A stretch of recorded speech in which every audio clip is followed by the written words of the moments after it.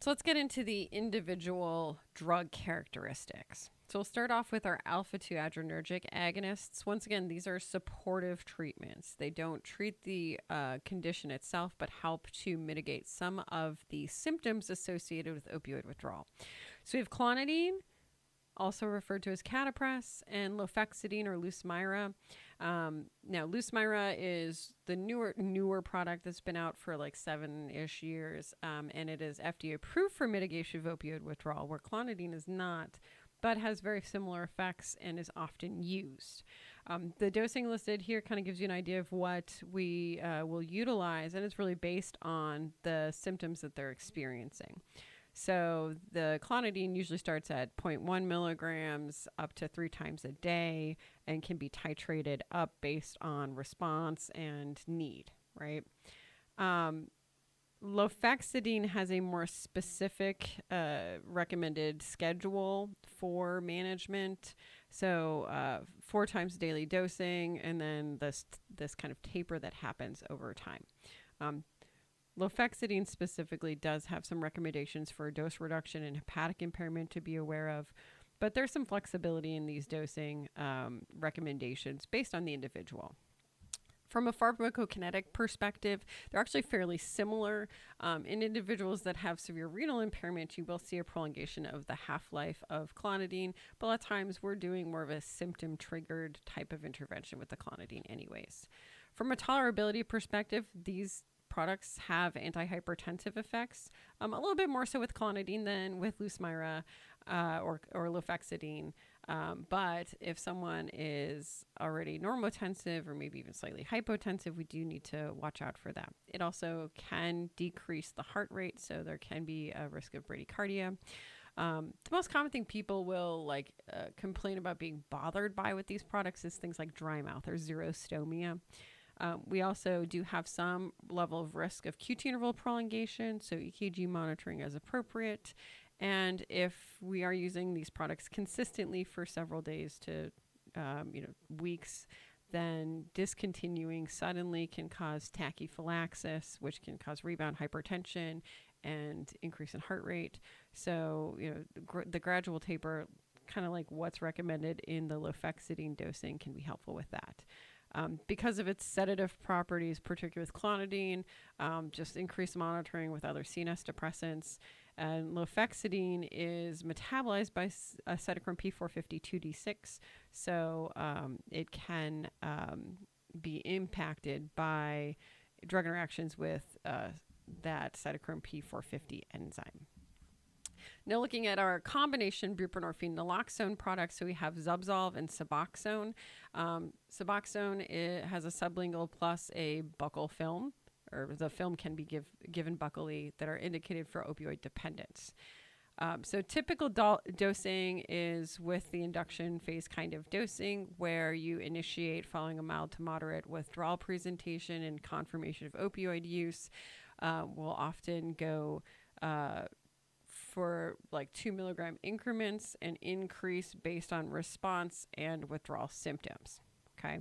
Now, Zubsolv has slightly different dosing increments, so it has these sort of decimal doses, which are quite similar to Suboxone by and large.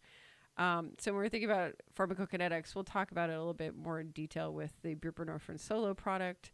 But I think it's important to talk about why is naloxone in this? So naloxone is our opioid reversal agent. However, pharmacokinetically, it's not absorbed when taken in the way that it's intended here. Okay, so if someone takes buprenorphine buccally or sublingually, the naloxone doesn't really do anything.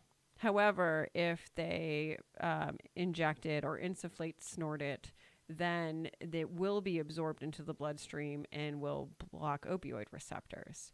So it's an abuse deterrent aspect of the product. Okay. It is important that individuals are aware of that. So intentional misuse can precipitate opioid withdrawal. And from a tolerability standpoint, fairly well tolerated. We do have some opioid-related adverse effects, so things like respiratory depression. We can see, especially during the induction period And if withdrawal is precipitated, we can see more nausea, vomiting, diarrhea, those kinds of things. It can cause headache, insomnia, etc. One of the more unique things with these products, given their dosage form, is the potential risk for creating or worsening dental disease and causing oral irritation. And we'll talk about administration in a moment to help kind of mitigate some of those risks. It does have drug interactions with 3A4 inhibitors to be aware of. And because it is a CNS depressant, there's pharmacodynamic interactions with other CNS depressants. There's some theoretical risk of serotonin syndrome, but pretty low suspicion that that's going to contribute significantly to the development of serotonin syndrome. So how to use it? If you are using it underneath the tongue, which is the more common way that individuals will use it, you place it under the tongue and allow it to dissolve completely. Now, this should not be chewed or swallowed, so that's important for individuals to know.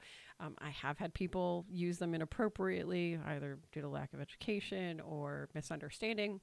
Once it's dissolved, it's recommended that someone takes a small amount of water and swishes that water around in their mouth and teeth, and then swallow that small amount of water. Now, toothbrushing is important here, but they should be instructed to wait at least an hour before they brush their teeth. And they should be educated to report any emergence of dental issues, tooth problems, etc., because there is that risk. It is a safety communication associated with buprenorphine use. So I did want to show just kind of a sample single day induction, what an order set might look like. So we can do a short-term or long-term induction so that like increase in dose and titration can vary from institution to institution and from type of intervention to intervention, right?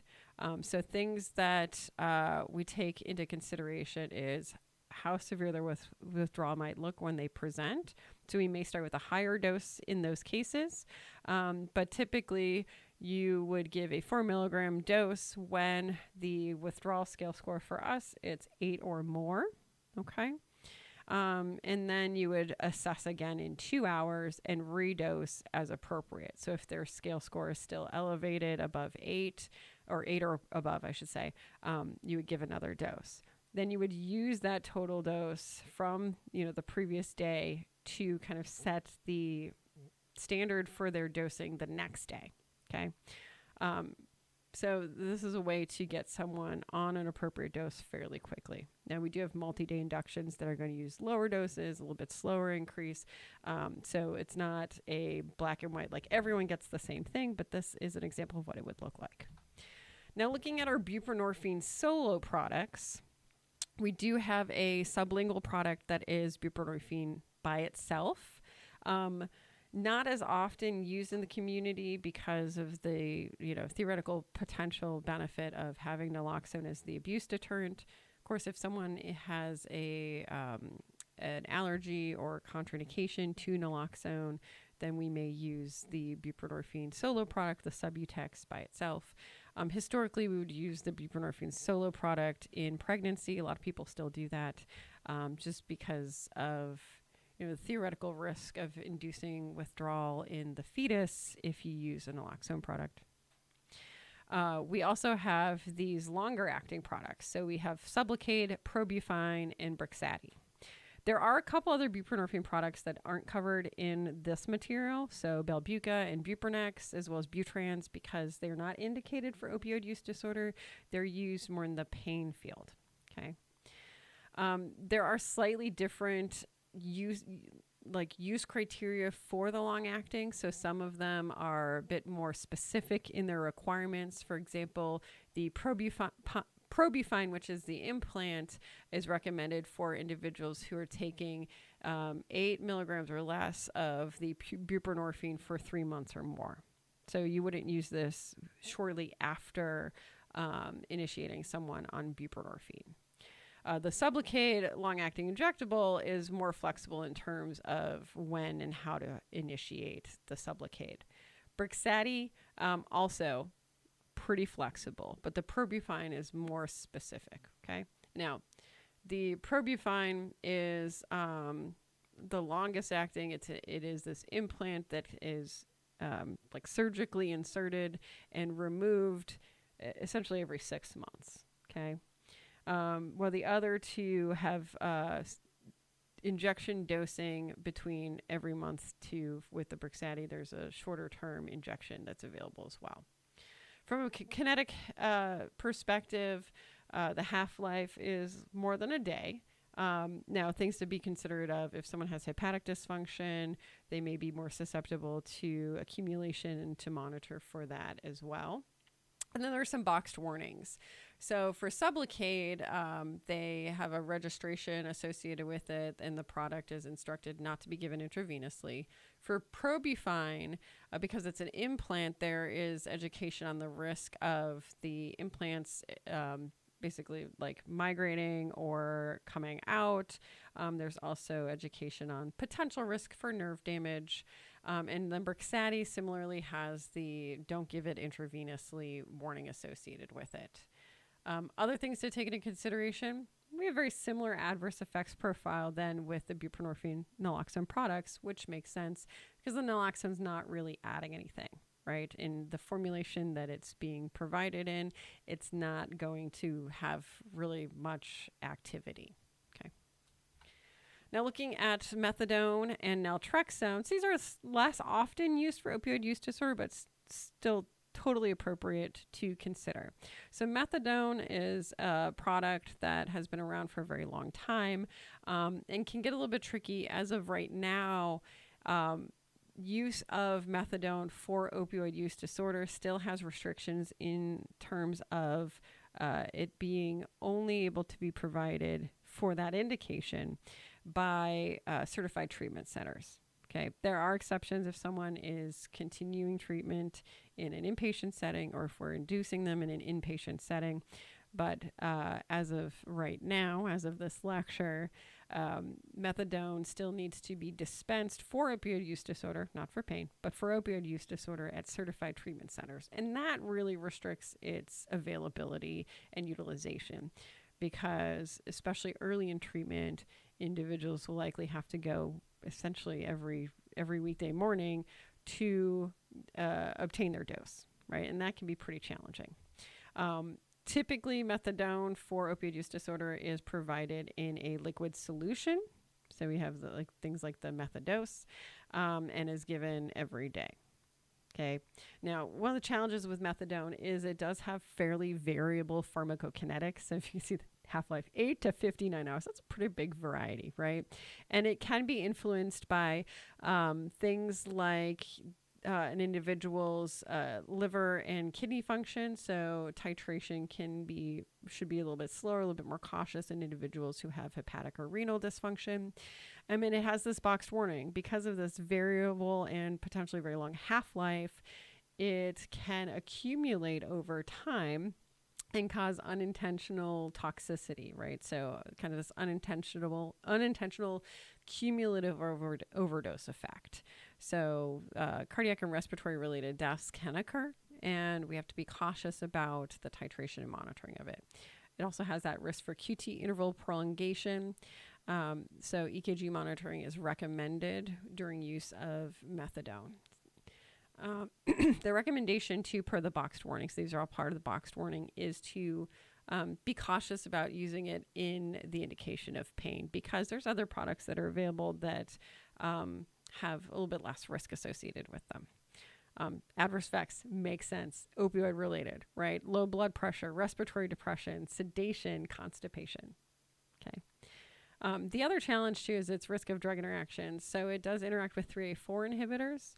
So if you have a 3A4 inhibitor, that's going to increase the half-life, increase accumulation, and potentially increase some of the toxicities.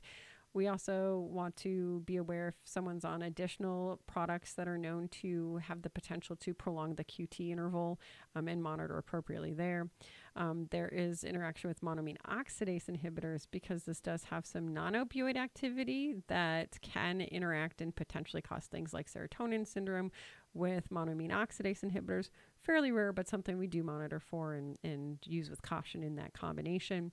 And then opioid antagonists, right? So naloxone, naltrexone can precipitate withdrawal. Moving into, speaking of naltrexone. So naltrexone, most commonly for this indication, will be transition to the long-acting injection or the Vivitrol. But we also have the oral, so Revia, and these can be used for opioid dependence. Also available for alcohol use disorder, as mentioned. Individuals should be free for at least 7 days. I usually go for about 10, but 7 to 14 days is what's recommended. And we'll typically go for 25 to 50 milligrams daily by mouth. The long-acting is an every 4-week injection of 380 milligrams. Big thing here, liver function test monitoring. Okay. Trying to think what else I want to say there. Not really. So hepatocellular injury does increase with increasing dose, so just kind of being aware of that. It's boxed warning.